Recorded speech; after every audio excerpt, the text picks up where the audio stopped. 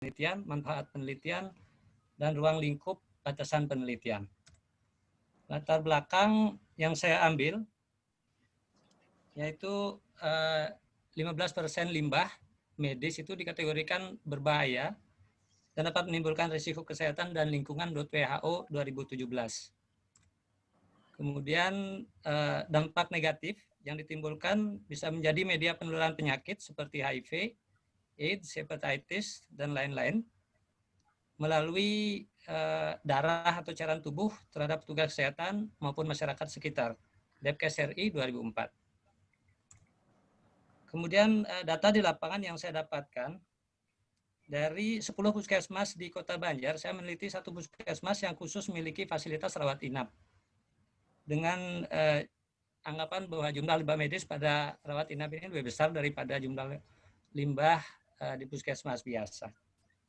Yang saya dapatkan datanya yaitu kurangnya fasilitas, APD, dan sistem pewarnaan tempat sampah yang belum baik. Kemudian safety box yang masih menggunakan bahan dari kartun. Kemudian disiplin dan budaya safety dari tenaga kesehatan sendiri masih kurang. Kemudian sistem penyimpanan sementara yang kurang memadai, di mana gudang limbahnya sangat kecil tanpa ada ventilasi. Kemudian tidak tersedia mesin insinerator atau IPAL, instalasi pengelolaan air limbah.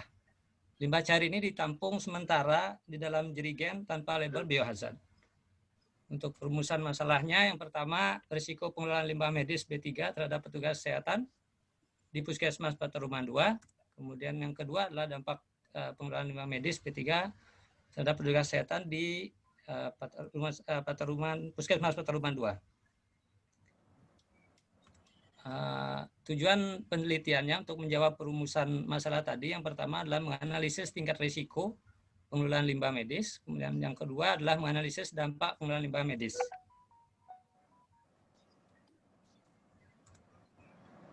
Kemudian manfaat penelitian mungkin saya tidak sampaikan banyak di sini ya, secara teoritis, praktis bagi puskesmas, masyarakat, dan peneliti selanjutnya. Ruang lingkup batasan penelitian.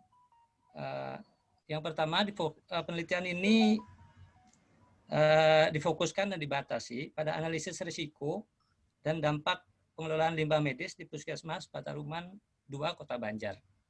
Survei awal saya lakukan pada bulan Februari 2020.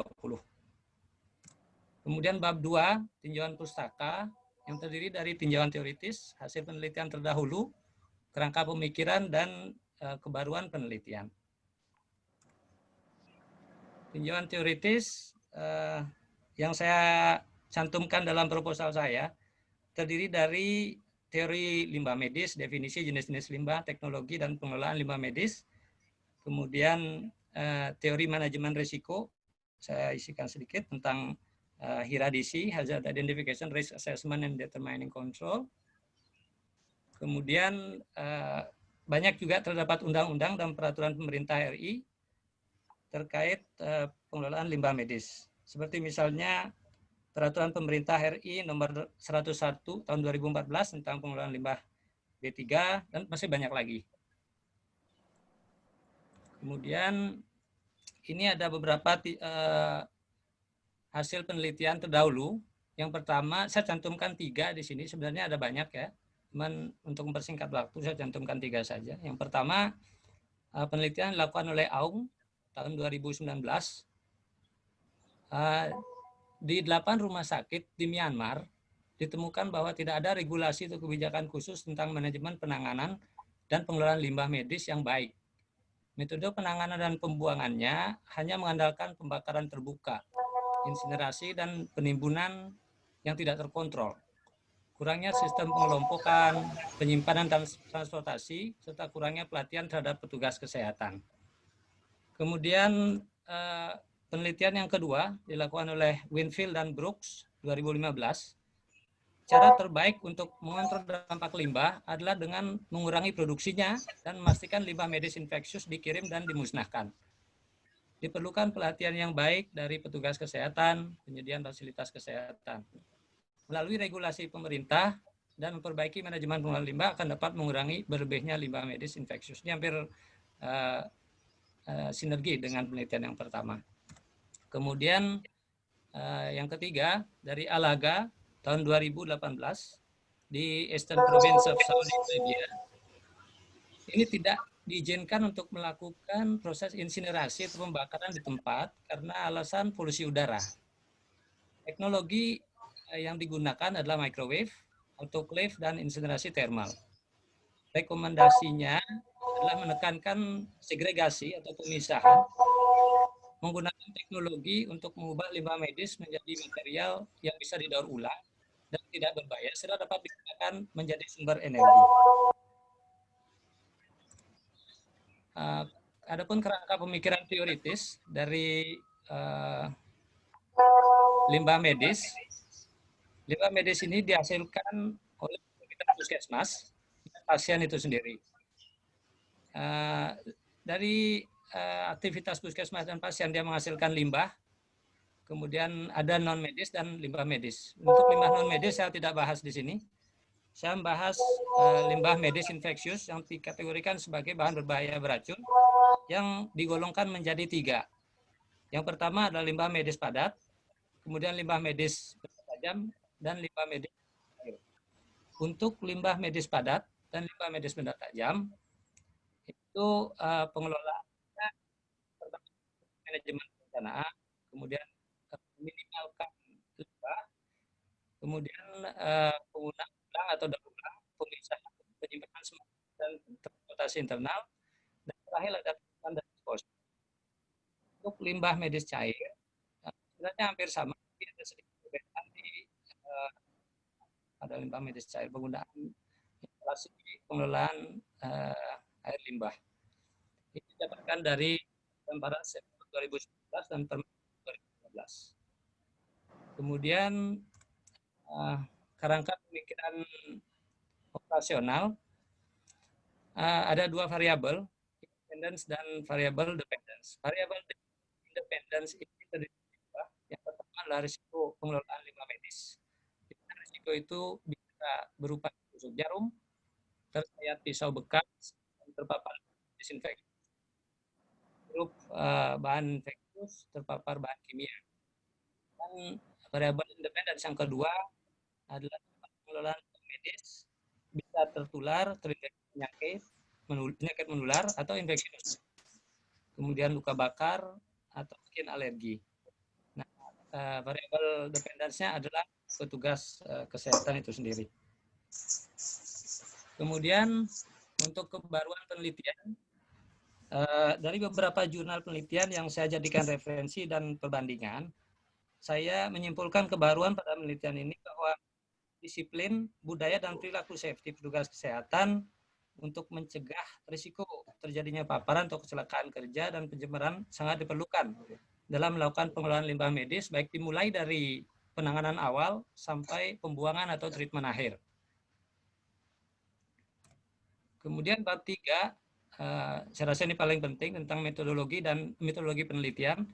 Yang dibahas di sini adalah lokasi dan waktu penelitian, jenis dan sumber data, metodologi pengambilan sampel, dan metodologi analisa data.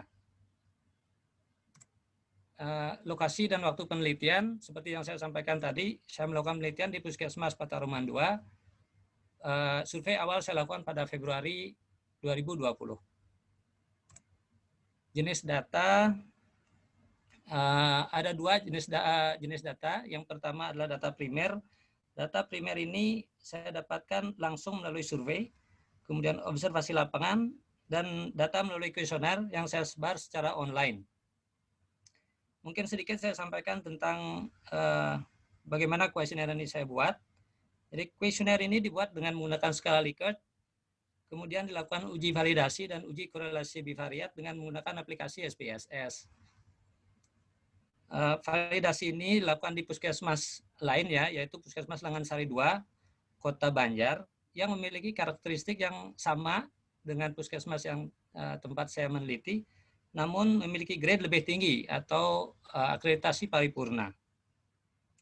Dari keseluruhan populasi yang saya dapatkan di Puskesmas Langansari 2 ini, saya ambil sampel sebanyak 20%.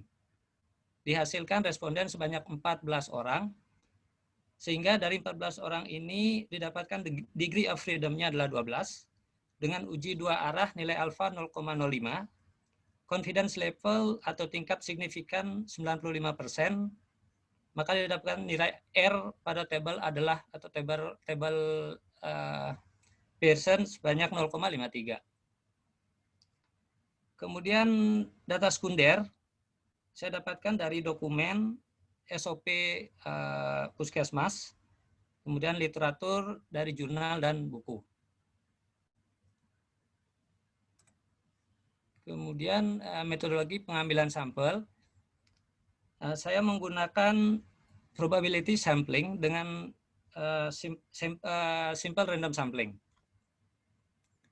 Kemudian populasi 64 orang yang terdiri dari tenaga kesehatan yang meliputi dokter, perawat, bidan, petugas laboratorium, petugas kesehatan lingkungan, petugas X-ray, dan petugas kebersihan. Sebenarnya dalam puskesmas itu ada lebih dari tenaga ya, maksud saya lebih dari 64 orang tenaga non kesehatan. Saya tidak masukkan ke dalam populasi karena tidak berhubungan secara langsung untuk pengelolaan limbah medisnya, seperti tenaga administrasi, tenaga dapur, dan lain sebagainya.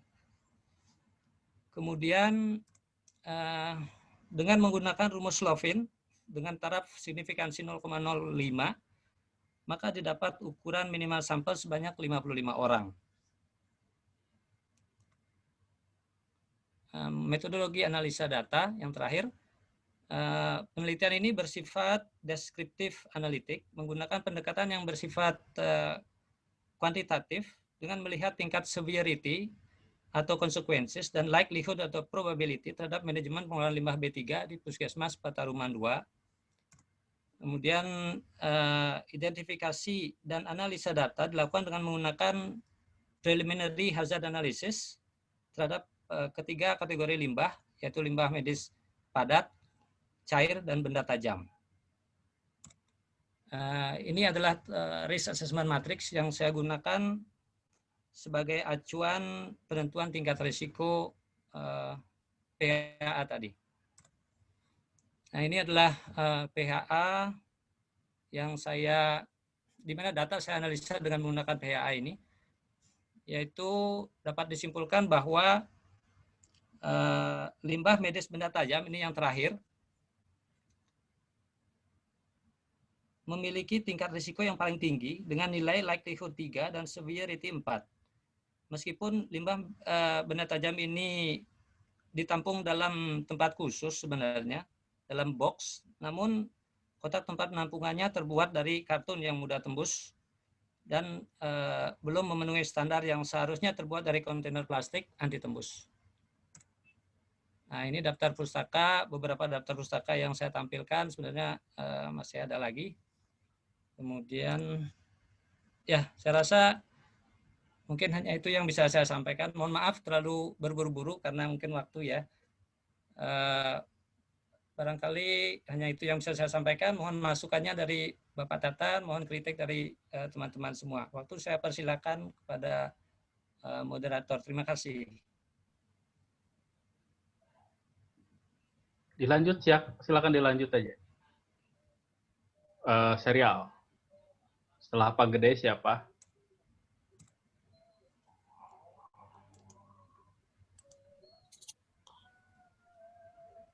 Bu Susi, mangga Bu Susi.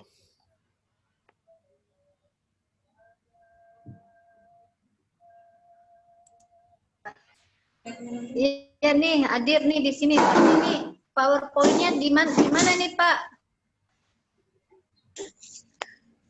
Bentar, habis ini dijadikan co-host sama Teh Leli. Nanti bisa langsung share di sana. Sudah jadi co-host Mbak Yantinya. Pak ini udah bisa share langsung tuh. Di bawah ada tulisan klik share aja. Share-nya di mana? Di bawah ada tulisan share, klik aja. Nanti cari filenya.